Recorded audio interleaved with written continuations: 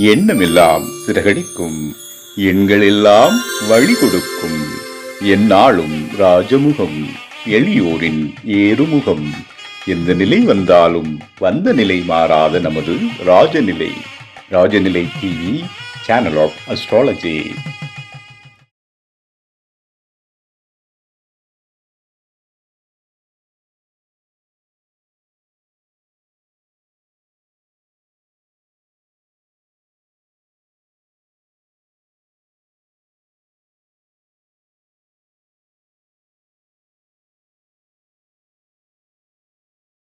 அனைவருக்கும் வணக்கம். தேசிய மகளிர் ஜோதிட கூட்டமைப்பின் 3ஆம் ஆண்டு விழாவிற்கு வருகை புரிந்திருக்கும் அனைவருக்கும் முதற்கண்ணின் அன்பு கலந்த வணக்கத்தை தெரிவித்துக் கொள்கின்றேன். இந்த அற்புதமான விழாவை தலைமை ஏற்று நடத்த வருகை புரிந்திருக்கும் தாந்திரிக சக்கரவர்த்தி மருதுமலை குருசி ஐயா அவர்களை மேடை கைது.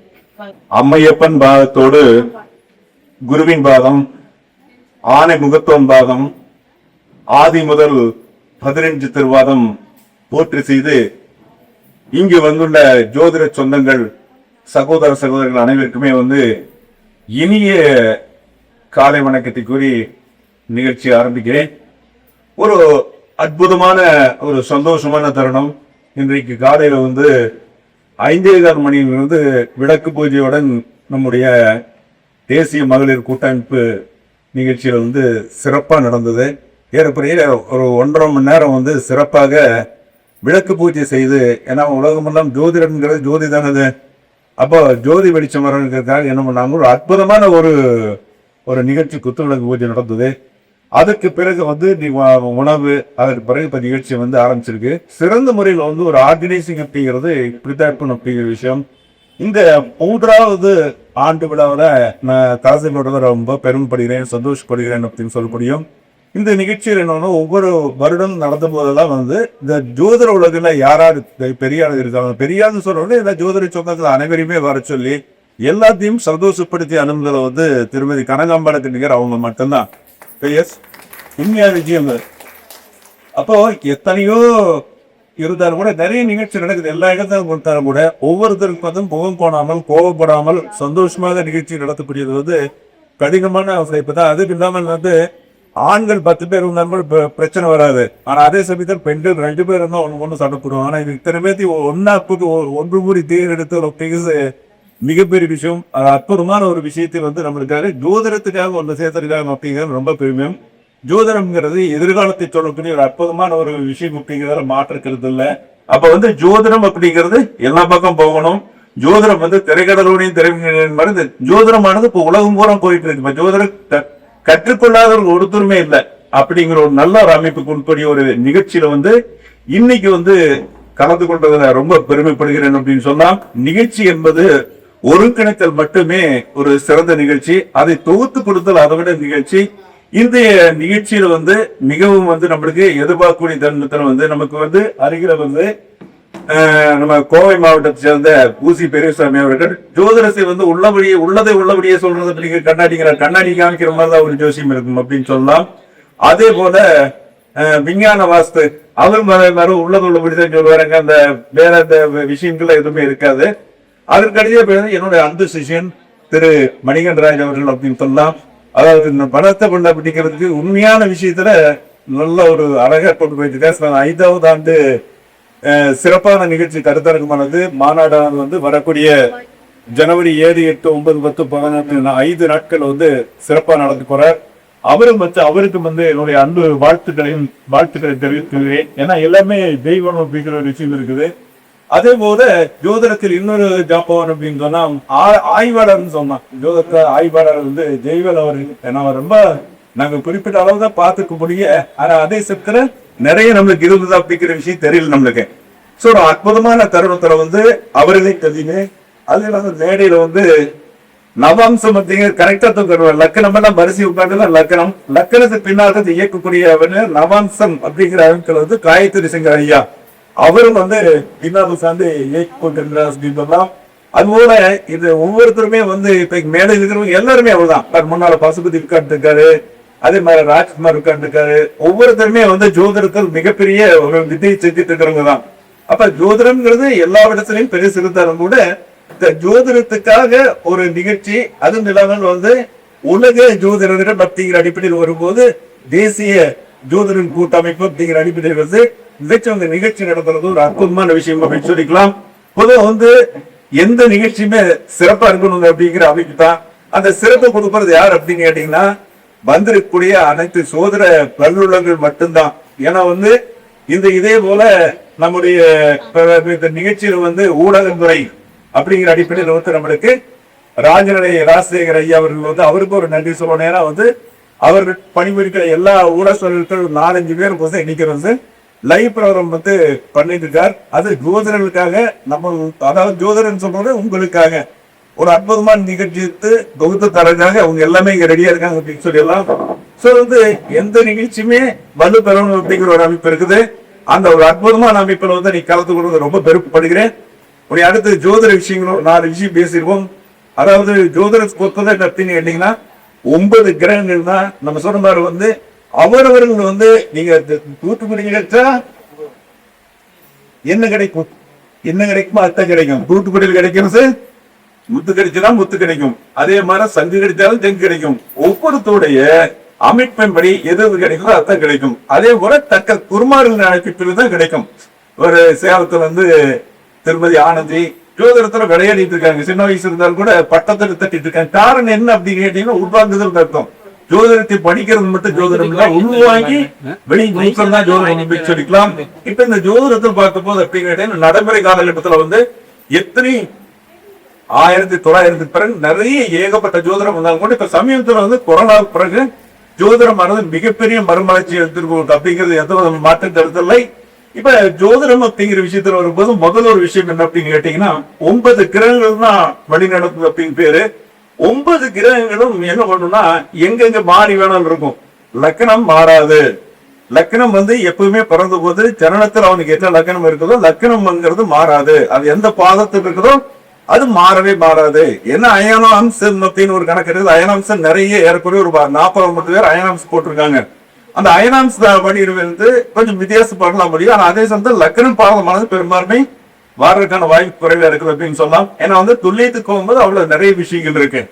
அப்போ ஒரு ஜோதிடத்தை சொல்றதுக்கு என்ன அப்படின்னு கேட்டீங்கன்னா கிரகங்கள் வந்து நம்மளுக்கு அதோடைய தன்மை பலம் அப்படிங்கிற விஷயத்த இருக்கிறது ஜோதிடம் அப்படிங்கிற அடிப்படையில் இருக்குது. ஆனா இருந்தாலும் கூட வந்து எங்கெங்க இருந்தாலும் கூட ஒண்ணு மூல திரிகோணம், 2வது எடுத்து பார்க்கும்போது வந்து உச்சம், 2வது வந்து ஆட்சி, அதுக்கடுத்து நட்பு. இப்ப ஒவ்வொரு நிலையில் இருக்கும்போது கிரகங்கள் வருவாங்கிறது வந்து ஜோதிடத்தை அடிப்படையில் வச்சுக்கிறோம். அப்போ ஒரு கிரகம் ராசியில வந்து பலம் பெற்று அம்சத்தில் பலன் குறையும் போது என்னன்னா அதோடைய பலன்கள் குறைவா இருக்கும் அப்படிங்கிற விஷயம் சொல்றாங்க. ஆனா அதே சமயத்துல காரகோ நாம் அம்சபலம், அப்ப வந்து ராசியில வந்து ஒரு கிரகம் பலம் கெட்டு அம்சத்தில் பலம் பெறும் போது அந்த கிரகங்களுடைய புத்திகள் வேலை செய்யும் அப்படிங்கிற ஒரு விஷயம் இருக்குது. ஏன்னா இந்த ரகசியம் அப்படிங்கிறது என்னன்னா ஆராய்ச்சி பண்றவங்களுக்கு மட்டும்தான் ஜோதிடத்தை ரகசியம் கிடைக்கும் இல்லையா. பாடம் படிக்கிறவங்களுக்கு ரகசியம் கிடைக்கவே கிடைக்காது. பாடம் படிக்கிறவங்களுக்கு ரகசியம் கிடைக்கவே கிடையாது. எந்த துறை கைராகி படிச்சாலும் சரி, படிச்சாலும் சரி, ஜாபம் படிச்சாலும் சரி, அஷ்டமங்க பிரசனம் படிச்சாலும் சரி, எந்த வகை ஜோதிடம் படிச்சாலும் பாரம்பரிய ஜோதிடம் படிச்சாலும் கூட ஆய்வு இல்லாதவர்கள் ஜோதிடத்தை வந்து ஜெயிக்க முடியாது. உதாரணம் வந்து ஒரு விஷயம் இருந்ததுன்னா இப்ப ராகு கேதுங்கிறது கண்டு எல்லாருமே பயந்து வர்றாங்க. ராகு கேது இல்லாமல் எந்த ஒரு விஷயம் நடக்கவே நடக்காது. ராகு கேது இல்லாமல் உலகத்தில் ஒரு குழந்தை பிறக்கணும் கூட ராகு இருக்கணும், கல்யாணம் ஆகணும்னா ராகு இருக்கணும். ராகு டச் பண்ணாமல் ஒருத்தருக்கு வந்து எந்த விதமான நடக்காது. ஆனா ராகு சண்டை என்ன பண்றோம், பயமுறுத்துறது தான் அதிகமா இருக்கக்கூடிய பயம். எந்த ஒரு விஷயமும் ராகு தான் கொடுப்பான். உதாரணம் வந்து ராகு கொடுப்பான், அதே மாதிரி கேது கொடுப்பான். இது மாற்றம் கிடையவே கிடையாது. இது வந்து அனுபவத்துல எல்லாமே வந்து இப்ப நம்ம மேடையில் இருக்கிறவங்களுக்கு புட்டாக்கிறவங்க எல்லாம் வந்து இதை ஆயுள் எடுத்து பார்க்கும்போது தான் தெரியும். இப்ப எந்த ஜெகம் வந்து ஒரு குழந்தை அப்படிங்கிற விஷயத்துக்கு பண்ணும்போது இப்ப 5ஆம் இடம் அப்படின்னு எடுத்து புத்திரஸ்தானம் எடுக்கிறோம். ஆனா நம்ம கணக்கில் என்னன்னா 12 வீட்டையும் எடுத்து பேசுறோம். புத்திரஸ்தானத்துக்கு வந்து லக்னம் தான் கற்பதானம் அப்படின்னு விஷயம் பேசுறோம். அப்ப வந்து 2ஆம் இடம் 3ஆம் இடம் பீரிஸ்தானம் இப்படி எல்லாமே வந்து அந்த 12ஐயுமே எடுத்துதான் நம்ம வந்து புத்திர பாக்கியத்தை நிர்ணயம் பண்றோம். அப்ப நிர்ணயம் பண்ணும்போது புத்திரஸ்தானம் சொல்லக்கூடிய அதோட அதிபதி வந்து உடைப்பட்ட நட்சத்திரம் அப்படின்னு சொல்லக்கூடிய இந்த 9 நட்சத்திரத்துல புத்திர பாக்கியம் தடைபெறும். சீக்கிரம் உடனே கிடைக்கக்கூடிய வாய்ப்புகள் தடைபெறும். நம்ம சொல்லிக்கிற உடைப்பட்ட நட்சத்திரம் 9 சூரியனோட நட்சத்திரம் ஆகட்டும், செவ்வாயோட நட்சத்திரம் ஆகட்டும், எந்த நட்சத்திரம் இருந்தாலும் உடைப்பட்ட நட்சத்திரங்கள் வந்து தடைகள் பண்ணும் அப்படின்னு இருக்குது. ஆனா ராகு கேதுல இருந்தாலும் மட்டும் கண்டிப்பா குழந்தை இருக்கிறோம். 5ஆம் இடத்துக்கு வந்து ஏதோ ஒரு வகையில் ராகு இருக்கிறவங்களுக்கு, ராகுவோ கேதுவோ இருக்கிறவங்களுக்கு கண்டிப்பா புத்திர பாக்கியம் கிடைக்கும். எந்த விதமான மாற்று கருத்து கிடையாது. இது ஜோதிட அடிப்படையில. இப்போ பரிகாரம் அப்படிங்கிற அடிப்படையில் வரும்போது வேறொரு பரிகாரங்கள் புதுசா நம்ம ஒரு பரிகாரம் எடுப்போம். இதனால் வரைக்கும் தொடாத ஒரு பரிகாரம் எடுத்துக்கணும். வாழ்க்கையில ஜோதிடத்துல பஞ்சபித்தின்னு ஒரு மிகப்பெரிய சாஸ்திரம் உண்டு. ஜோதிடத்துக்கு மேற்பட்டிருக்கக்கூடிய சாஸ்திரம் தான் பஞ்சபித்த சாஸ்திரம் அப்படின்னு சொன்னா, இந்த பஞ்சபித்த சாஸ்திரத்துல என்ன பண்ண முடியும்னா எதை வேணாலும் பண்ண முடியும் ஒரு விஷயம் இருக்குது. எதை வேணாலும் ஜெயிக்க முடியும் பத்திக்கிற விஷயம் எல்லாத்துக்குமே தெரிஞ்சிருக்கும். பஞ்சபித்தி விளையாட்டான விஷயம் அல்ல, மிகப்பெரிய விஷயம் அப்படின்னு சொன்னா பஞ்சபூதங்களுடைய இயக்கத்தின் அடிப்படையில் தான் நடந்துட்டு இருக்கோம். ஒவ்வொரு பூதத்துக்கும் ஒரு தலைவர் இருக்காங்க. அந்த தலைவர் அடிப்படையில் தான் வந்து எல்லா தலங்களுக்கும் நடக்கும் அப்படிங்கிறது. பஞ்சபூதத்தை நம்ம நிர்ணயம் பண்ணி கண்டுபிடிக்கிறது தான் மிகப்பெரிய விஷயம். இப்ப இது பஞ்சபித்தி சாஸ்திரத்துல என்ன சொல்லியிருக்காங்கன்னா, முதல் 5 நட்சத்திரங்கள் வந்து பந்தூர், ஆந்தை, காகம், போடி, மயில் அப்படிங்கிற ஒரு 5 விஷயம் சொல்லி வச்சிருக்காங்க. இதை பத்தி நம்ம விரிவா போனோம்னா சரி வராது. மேலோட்டமா ஒரு விஷயத்தை சொல்லிக்கலாம், மேலோட்டமா ஒரு விஷயம் சொல்லிக்கலாம். யாரு வந்து எந்த பட்சியில பிறந்தீங்களோ அந்த பட்சிக்குரிய அந்த பறவையை வந்து நம்ம வணங்கலாம். வல்லூர் வணங்கலாம். வல்லூருக்கு அடுத்தது ஆந்தை, அதுக்கு அடுத்து காகம், அதுக்கு அடுத்து போடி, மயில்.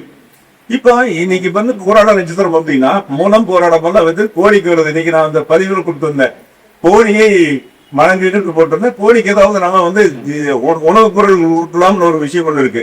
அப்போ வந்து பொதுவா நம்ம என்ன பண்றோம்னா அந்தந்த பட்சிக்காரர்கள் வந்து அதுக்குரிய அமைப்பை வந்து வணங்கலாம், வழிபடலாம் அப்படிங்கிற ஒரு அடிப்படை விஷயம் இருக்கு. இப்ப நிலம் அப்படிங்கிறது வந்து வன்மூருங்கிறது நிலப்பட்சி. அப்ப காலையில் எந்திரிச்சதையுமே படுக்க விட்டு என்ன பண்ணணும், நிலத்தை தொட்டு கும்பிடலாம், போதுமானது. பெருச வாழ்க்கையில் மிகப்பெரிய மாற்றத்துக்கு உட்பட நிலம் அப்படிங்கிற விஷயம் இருக்குது. அப்ப நிலத்துல என்ன வேணாலும் பண்ணலாம். நிலத்துல என்ன வேணாலும், நிலம் தான், பூமி தான் வந்து எல்லாமே, பூமி தாவி அது எது வேணாலும் பண்ணலாம். ரெண்டாவது நீர். அப்ப நீர் தத்துவத்துல வந்து இந்த ஆந்தை பஞ்சீர் பிறப்பிறங்க வந்து விரிசித்தது, திருவாதிரை, பிரபோதம், பூதம், ஆயுதி, மகம், பூரம், இந்த நட்சத்திரங்கள் வந்து என்ன பண்ணணும் அப்படின்னு கேட்டீங்கன்னா நீர் தத்துவத்தில் இருக்கக்கூடிய நட்சத்திரங்கள். அப்ப நீர் தத்துவம் இருக்கிறோம். காலையில இருந்திருக்க தண்ணி தொட்டு தும்பிடணும், தண்ணி தொளிக்கணும், கட்டாயம் வந்து துளிக்கணும், தண்ணி போடணும். அதாவது கரஸ்தானத்துக்கு போறான்னு வச்சுக்கோங்களேன். கரந்து போனா முதல்ல வந்து தொட்டு கும்பிட்டு 2 கையிலையும் தண்ணி தண்ணி தொட்டு 2 கையிலையும் காலெல்லாம் இது வைக்கிறோம். தண்ணி தொட்டு கும்பிட்டு தலை குளிச்சுட்டு அப்புறம் மறந்து காலம் வைக்கணும். அதுக்கு வைக்கிறதுனால யாருன்னா கடலரசன் யாருன்னு தெரியாம பர்மிஷன் வாங்கிட்டு உள்ள இறங்கணும். அப்பதான் நம்மளுக்கு எதுக்காக போறோமோ அந்த தோஷமான கடலரசன் வந்து ஒரு மிகப்பெரிய ஒரு அமைப்பு. அந்த கடலரசனை வணங்கிட்டு உள்ள காது வைக்கணும். நம்ம போற ஏனோ தோணும் எந்த பயம் இருக்குதோ, எங்க வந்து பக்தி இருக்குதோ அங்கதான் வந்து வெற்றி நம்மளுக்கு முக்கியமா இருக்கும். ஒரு தெய்வத்தை பார்த்தீங்கன்னா தெய்வம் முன்னால் இருக்குன்னு நினைச்சுக்கிட்டா தெய்வம் இல்லைன்னா இல்ல. ஒரு சிலர் சொல்லிட்டாங்க 2-3 விஷயங்கள் நான் பார்த்தேன். அதாவது திருப்பதி போகக்கூடாது, அப்படி போகக்கூடாது, இங்க போகக்கூடாது, இந்த ராசிக்கு போகக்கூடாது, நல்லா சொல்லி வச்சிருக்காங்களுடைய. ஆனா எல்லா பக்கம் போறோம். யாரு வந்து பக்தியோட போறாங்களோ அவங்களுக்கு மட்டும்தான் நல்லா போதும். அந்த இல்லைன்னா பலன்கள் கிடையாது. உதாரணம் வந்து குலதெய்வ கோயிலுக்கே போறாங்க அப்படின்னா, குலதெய்வ கோயில் போறவங்க என்ன போறாங்கன்னா அந்த குலதெய்வத்தை வந்து வணங்கணும், கட்டாயம் வணங்கணும். அப்ப என்னன்னா நம்ம கிட்ட இருக்குது பரவாயில்ல அப்படிங்கிற மாதிரி என்ன கிடையாது. நல்ல கடுமையா வந்து நம்மளுக்கு அந்த ஒரு தெய்வத்தை வந்து பக்தி எப்படி கூப்பிடுறோமோ அதே மாதிரி குலதெய்வத்தை இடத்துல யாரு அந்த பக்தியோட போறாங்கன்னு பக்தியோட கிடையவே கிடையாது. அப்ப போகும்போது என்னன்னா நம்ம எண்ணம் சொல்லலாம், போறோம், ஜாதியை சுத்துறோம், ஏச போறோம், கிடா வெட்டுறோம். இவன் என்ன வேணுதே சிந்திக்க மாட்டேன். எதுக்காக குலதெய்வத்துக்கு போறோம், என்ன பண்றோம் அப்படிங்கிற விஷயம் இல்ல. வாழ்க்கையில நம்ம ஜெயிக்கணும், we can do, I can do அப்படிங்கிற ஏதாவது எண்ணம் இருக்கக்கூடிய வட்டம் இருக்கிறவங்க மட்டும் தான் ஜெயிக்கிறவங்களுடைய இல்ல. இப்ப குலதெய்வ கோயிலுக்கு போய் வேணும்னுவா, அங்க அந்த மரத்துக்கடியிலயோ வேற ஏதாவது இடத்துல வந்து அந்த நம்ம மூதாதையர்கள் அந்த தெய்வமே மரத்துக்கடியில் நிக்கலாம், நிழல்ல நிக்கலாம். கோயிலுக்குள்ளே சாமி இருக்கணும்னு நினைக்க முடியாது. எந்த இடத்துலயுமே சக்தி இருக்கிற இடத்துல வந்து உதாரணம் வேட்டுப்பாளையம் பத்திரகாளியம் வச்சுக்கோங்க. எல்லாம் பத்திரகாளியுமே உள்ள பார்ப்போம். ஆனா அது எங்க இருக்குன்னா கூட்டம் வரும்போது வெளியில வந்து வேப்ப மரம் இது மாதிரி மரங்கள் பார்த்துட்டு இருக்கோம். எவனோட பார்வையால் மேனந்து பார்த்துறானோ அந்த சமயத்துல அந்த தெய்வம் கண்டு பார்த்தானா அவன் தெரியலாயிருவான். இப்ப எல்லாத்துக்கும் கிடையாது. அது திருப்பதி ஆகட்டும், திருவண்ணாமலை ஆகட்டும், இயக்கமே. அப்ப நமக்கு அங்க எங்கன்னா பயம் பக்தி எங்க இருக்குதோ அங்கதான் அந்த விடை எனக்கு கிடைக்க முடியும், விடை கிடைக்காது. அப்ப குலதெய்வ கோயிலும் அதே மாதிரிதான். நம்ம மூதாதையருக்கு தான் குலதெய்வம் வராது. முன்னாவது திருப்பதி பெருமாளெல்லாம் குலதெய்வம் கிடையவே கிடையாது. தெய்வங்கள் எதுவும் குலதெய்வமே கிடையாது. அந்த பேரில் இருக்கிறவங்க உதாரணம் வந்து பெருமாள் அப்படிங்க அவங்க அப்பா இருக்கலாம், தாத்தா இருக்கலாம். அப்ப அவங்க யாராவது ஒண்ணு இறந்துருக்கலாம். அப்ப இறந்துருக்கிறவங்க தான் வந்து அந்த குலதெய்வம் வரக்கூடிய அமைப்பு இருக்கு. அதே மாதிரி பூவாடக்காரின்னு சொல்றது. பூவாடக்காரின்னு என்னன்னா, எந்த பெண் வந்து நீதி நெறி வராமல் இருக்கிறாளோ அந்த பெண்ணை வந்து எரிக்கும் போது என்னன்னா, இந்த துணி எரியாதாமா, துணி எரியாது, வஸ்திரம் எரியாது, உடம்பு எரிஞ்சு போயிடும். அந்த துணி கொண்டு வச்சுதான் வந்து பூவாடக்காரி அப்படின்னு சொல்லி வழிபடக்கூடிய ஒரு அமைப்பு வந்து நம்மளுக்கு நடந்து இருந்தது. அப்போ கிராம பெட்டியை வச்சு வழிபடுவாங்க, ஒரு சிலர் துணி வச்சு வழிபடுறதும் அந்த பூவாடக்காரி அமைக்கும். அதனால இதெல்லாம் வந்து அவங்களுடைய கணக்கில் வர்றதை எப்ப வந்து பக்தி ஒண்ணு பயம். அந்த காலத்துல ஸ்கூல்ல நாங்க படிப்போம், ஒரு வாத்தியர் வர்றாருன்னா அவ்வளவு ஒரு பயம் பக்திங்கிற ஒரு விஷயம் இருக்கும். இந்த காலத்துல பயம் பக்திங்கிறது கொஞ்சம் கூட கிடையாது. அந்த பயம் பக்திங்கிறது கிடையவே கிடையாது. ஏன்னா எல்லாமே சுலபமா இருக்கு. நாங்கெல்லாம் ஜோதிடம் படிக்கும் போது என்னன்னா, உட்கார்ந்து கூட பலன் சொல்ற போது வெளியே போச்சு நிறுவாங்க, உங்க எழுதுறதுக்கு வேலை போடுவோம், கஷ்டப்படணும் சொல்லி எதுவுமே சொல்லி தர மாட்டாங்க. இப்ப எளிமையான முறையில வந்து என்ன அனுபவிச்சவங்க கூட 1 வருடம் 2 வருடம் 3 வருடத்துல வந்து மிகப்பெரிய ஜோசியர்களை வந்து ஜோசியம் என்ன காரணம்னா, தான் சுலபமா கிடைக்கிறது. அந்த காலத்துல எங்களுக்கு எதுவுமே கிடையாது, புக்கு தான் இருக்கும், பாட்டு தான் இருக்கும், அதை வச்சுதான் படிச்சு ஓடுற மாதிரியே. நோட்டும் கூட குறைவே, நோட்டு எழுதுறது ஏதாவது ஒருத்தர் இந்த வள்ளுவர்னு சொல்லுவாங்க, அவங்க தான் எழுதுவாங்க. அப்போ அது மாதிரி அமைப்பெல்லாம் அந்த காலத்துல இருந்தது அப்படின்னு சொல்லலாம். அப்போ இப்ப வந்து என்னன்னா எல்லாமே ஊடகங்கள் வந்துடுது, பெரிய விஞ்ஞானத்துறை வந்து. இப்ப ஜாதகம் எல்லாம் போனா அந்த காலத்துல கையில் கிடைக்கணும்னா ஒரு 1/2 மணி நேரம் 1 மணி நேரம் குடிச்சாதான் திசா பத்தி கிடைக்க முடியும். இன்னும் 10 நிமிஷம் பக்கத்துல வந்து நிக்காதீங்க. அப்புறம் திசா பத்தி கிடைக்கும் என்ன பண்ணணும், ஒரு 10 நிமிஷம் 15 நிமிஷம் 20 நிமிஷம் கிடைக்கணும். இப்ப அப்படி கிடையாது. இப்போ மொபைல் இருக்காச்சு. அன்பு சிஷியன் திரு மணிகண்டராஜ் அவர்கள் ஒரு சாம்பிள் போட்டு காமிச்சாரு. அந்த திசை புத்தி அந்தரம் சூச்சம் பிராணம் அதிசூச்சம் அதிபிராணம் இப்படி வந்து துல்லியமா செகண்ட் கிடந்து சூச்சம் எடுக்கிற விஷயம் எல்லாம் வந்து கம்ப்யூட்டர்ல கையடத்துக்கு கொண்டு வந்துட்டோம். அப்ப கணிதம் அப்படிங்கிறது ரொம்ப, கணித வேலைங்கிறது ரொம்ப குறைவா போச்சு. ஆனா ஜோதிடத்தில் செய்யணும்னா கணிதம் போட்டு பழகி ஜாதகம் கணிக்க போதுதான் வந்து அந்த எங்க நிலவரங்கிற விஷயம் தெரியும். ஒரு கிரகம் பின்னால போதா, சூரியனுக்கு முன்னால போதா, பின்னால போதா, என்ன விஷயம் வக்கரம்ங்கிறது என்ன அப்படிங்கிற விஷயம் கணிக்கும் போது மட்டும்தான் தெரியும் மொழிய, அந்த பாடத்தை படிக்கும் போது தெரியாது. இந்த கணித அறிவு நம்மளுக்கு அவசியம் தேவை. அப்புறம் வந்து சுலமா இப்ப சாம கூட அந்த சமயத்துல கதிரிசை பொன்மான் புகழ் பந்தன் மாதிரி நாங்க கையில தான் மேனுல போடணும். இப்ப வந்து மொபைல்லயோ கணிப்பொறியிலயோ எல்லாமே வந்துருது.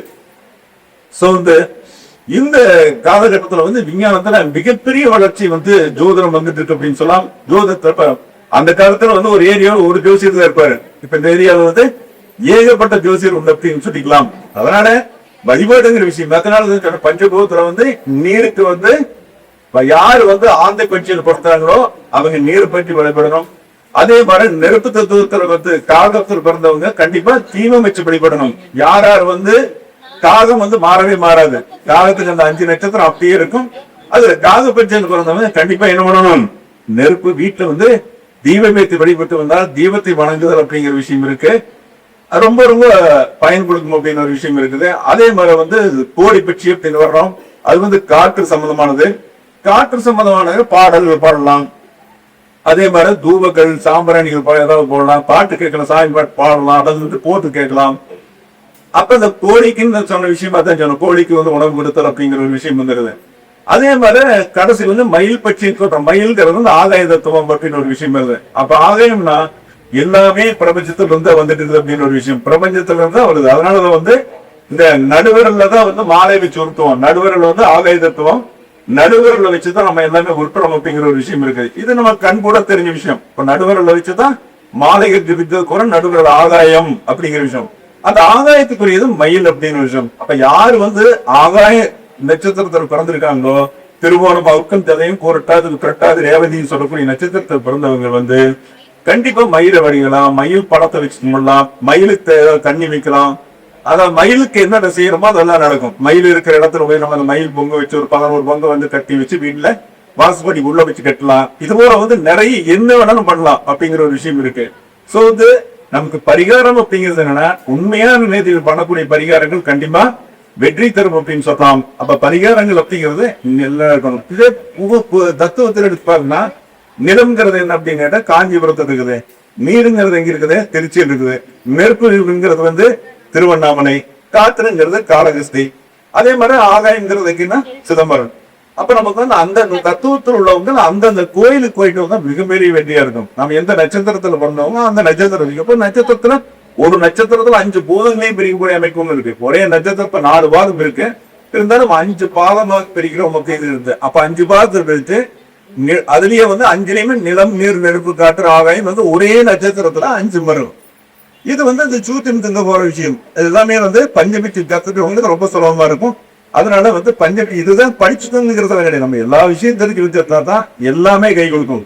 எண்கணிதம் படிச்சுன்னா அப்ப நம்ம யோசிச்சு பார்க்குவாங்க, யாரு வேணா வரலாம். வந்ததுல திருப்பி அனுப்புனா கிளைண்ட் நம்ம வீட்டு போட்டு போயிடும். அதனால எண்கணிதம் நம்மளுக்கு தெரிஞ்சிருக்கணும், கைரேகை நம்மளுக்கு தெரிஞ்சிருக்கணும், எல்லா விஷயம் கத்து வச்சிருக்கணும். தெரியாத விஷயம் நம்மளுக்கு கிடையவே கிடையாது. இப்ப எல்லாமே வந்து எல்லா நூல்களையுமே வந்து நூல் உண்டு.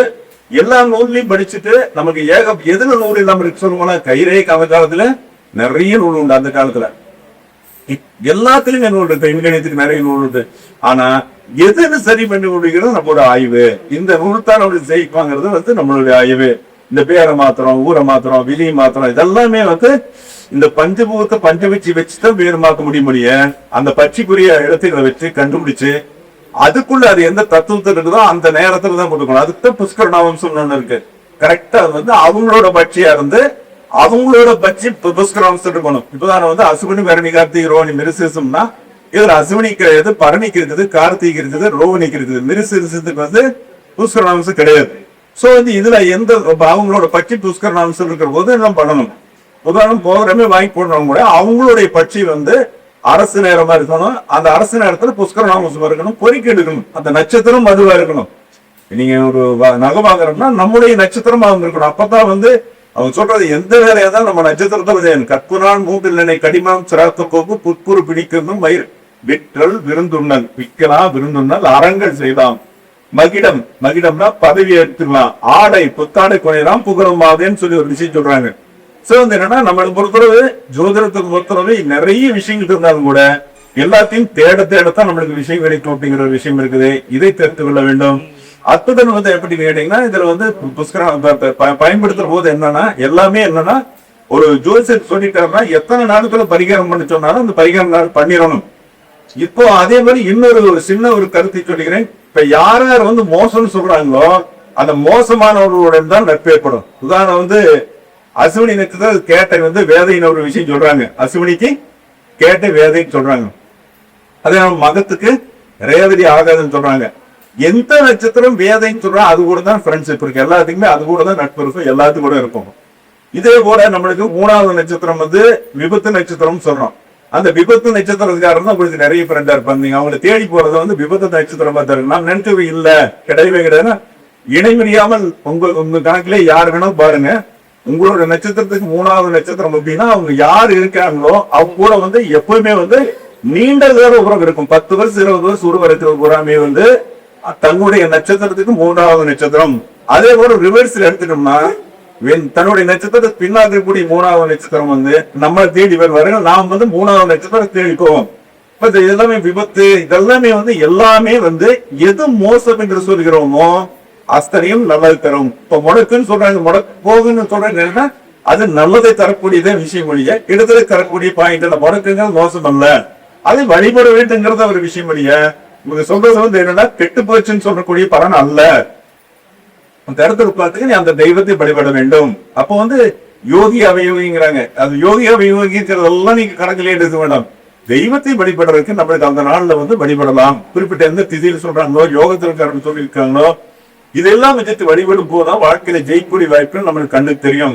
அதனால எல்லாமே வந்து பயன்படுத்துற மாதிரி விஷயம் இல்ல, நல்லா தெரிஞ்சுக்கணும். எந்த ஒரு விஷயமே வந்து பயப்படாம ஜோசியம் பண்ணணும், பயப்படாம பேசணும், எல்லாம் கருத்து வச்சுக்கணும், ஆய்வுக்குள்ள வரணும். சொன்ன அந்த கருத்தை எடுத்து பார்க்கணும். நீங்க வந்து பஞ்சபட்சி பத்தி ஒரு புது விஷயம் சொல்ல இது எத்தனை பேர் பயன்படுத்தி பார்க்கலாம். பயன்படுத்தும் போது நம்ம வந்து எல்லாமே பரிகாரம் தான்.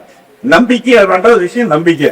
எது நம்பிக்கை இருக்குதோ அந்த நம்பிக்கையோட மட்டும்தான் முழுசா நடக்கும். அப்படிங்கிற நம்பறவனுக்கு தான் நடவாசனத்திக்கு வர எல்லாருமே எல்லா கோயிலுக்கு போகலாம். கோயிலுக்கு போக கூடாதுங்கிற சடங்கெல்லாம் கிடையாது. ஒரு சிலர் வந்து திருப்பதி போகாத, காசி போகாத, காலஹஸ்தி போகாத, இதெல்லாம் கிடையவே கிடையாது. என்ன பொறுத்தவரை எல்லா கோயிலுக்கு போலாம் அப்படிங்கிற கருத்து அவனுக்கு உண்டு. ஏன்னா வந்து தெய்வம் அப்படிங்கிறது உலகத்துல எல்லாருக்கும் பொதுவானது. அந்த எந்த தெய்வம் நம்மளுக்கு கண்டிப்பா விடுதலை தராது. நமக்கு சொல்றாங்க. அதெல்லாம் வந்து பொதுவாக வந்து எதையுமே நீங்க மனசுக்குள்ள எடுத்து அப்படின்னா முதல்ல ஒரு விஷயம் சொன்னேன். குலதெய்வம் போகும்போது அந்த குலதெய்வம் மரத்தடியில் வைக்கும். இவன் என்ன பண்ணுவான், சாப்பிட்டேன்னு பண்ணுவான், தேங்காய் தொட்டி பழங்கிழங்கெல்லாம் அந்த இடத்துல டெய்லி போய் ரொட்டினா குப்பையில வீசுவான். அது அந்த மரத்துக்கடியில் நிலத்துல அந்த தெய்வம் மரத்து குலதெய்வம் உட்காந்து இருக்கும். இந்த குலதெய்வம் போகிறதுதான் உங்க பரம்பரையில என்ன உன்னை பாடுறா, இவன் நம்ம மேல குப்பை வீசுறான்னு கோபம் வந்துடும். கோபம் வந்து என்ன பண்ணுனா, அது வீடு போறதுல வண்டியில் போனா தள்ளி விட்டுரும். இப்ப முதல் தடவை தள்ளி விட்டுதான் அப்ப ரொட்டீன் அவனுக்கு மாறவே மாறாது. இங்க வந்து அந்த மறுபடியும் கோயிலுக்கு போடுவான், பழம் துப்பான், தேங்காய் ஏதாவது அபிஷேகம் பண்ணாலும் சொன்னகிட்ட என்னவோ திருணுவான், கொஞ்சம் மூலையில அதே இடத்துல தான் வீசுவான். வீசும்போது அந்த நிழலுக்கடி இருக்கக்கூடிய அவனோட குலதெய்வமானதோ அல்லது வந்து அந்த பரம்பரை தேவதைகள் அதிதிகள் இருக்கிறது என்ன பண்ணுனா அவன் போட்டு தாக்கிறோம். மறுபடியும் வீட்டுக்கு போறவங்கள வட்டிடுதல். அப்ப என்ன சொல்லுவான், எனக்கு என்ன தெரியல, குலதெய்வம் போனா சேர்றது இல்ல, எனக்கு குலதெய்வம் போனா சேர்றது இல்ல, என்ன காரணம் தெரியல, போனவங்கள அடி வாங்க அப்படிங்கிற ஒரு விஷயத்தை சொல்லுவாங்க. சோ வந்து என்னன்னா இதெல்லாமே என்னன்னா நம்மளை பொறுத்தவரை முழு நம்பிக்கையா போக வேண்டும். ரெண்டாவது ஒரே ஒரு விஷயம், ஏன்னா வந்து இன்னும் பேசவே நீங்க நிறைய இருக்காங்க, ஒரே ஒரு விஷயம் மட்டும் சொல்லிடுறேன். நீங்க எந்த கோயிலுக்கு போனாலும் அந்த தெய்வத்துடைய வலதையை பக்கம் நம்முடைய குலதெய்வம் இருக்கும். நீங்க குலதெய்வமே தெரியலன்னு வருத்தப்பட வேண்டியதில்லை, அந்த தெய்வத்துடைய வலதையை பக்கம் குலதெய்வம் இருக்கும். அப்ப நீங்க என்ன போகும்போது குலதெய்வத்தை நினைச்சால் அவன் என்ன சொல்லுவோம், அந்த தெய்வத்திட்ட ரெக்கமெண்ட் பண்ணும், ஐயா இவன் என்னோட பையன், என்னோட வம்சத்து எனக்கு என்னோட பையன், அவனுக்கு வரதுன்னு சொல்லி சாமிக்கு வேண்டுதல் பண்ணக்கூடியது வந்து குலதெய்வம் மட்டும்தான் ஒழிய வேற எதுவுமே கிடையாது.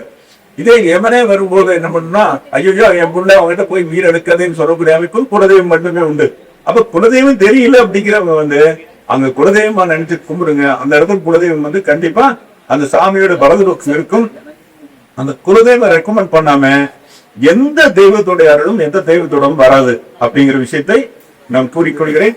ஒரு நல்ல தருணம், ஒரு நல்ல ஒரு வாய்ப்பு கொடுத்த கனகம்பல் வந்து 3வது கருத்தரங்கு மாநாடு, அதே மாதிரி இன்னைக்கு விருது வழங்கு விழா, சான்றிதழ் வழங்கக்கூடிய விழா எல்லாம் நிறைய இருக்கு. ஒரு அற்புதமான தருணத்துல வந்து நீங்க நான் கலந்து கொண்டதுல ரொம்ப பெருமையா இருக்கு. அந்த திருமதி கனகம்பலை வாழ்த்தி அவர் கூட பணிபுரியக்கூடிய செயலாளர், துணை செயலாளர், பொருளாளர், வட்ட செயலாளர் யாரா இருக்கும் அனைவருக்குமே வாழ்த்துக்களை கூறி விடைபெறுகிறேன். நன்றி, வணக்கம்.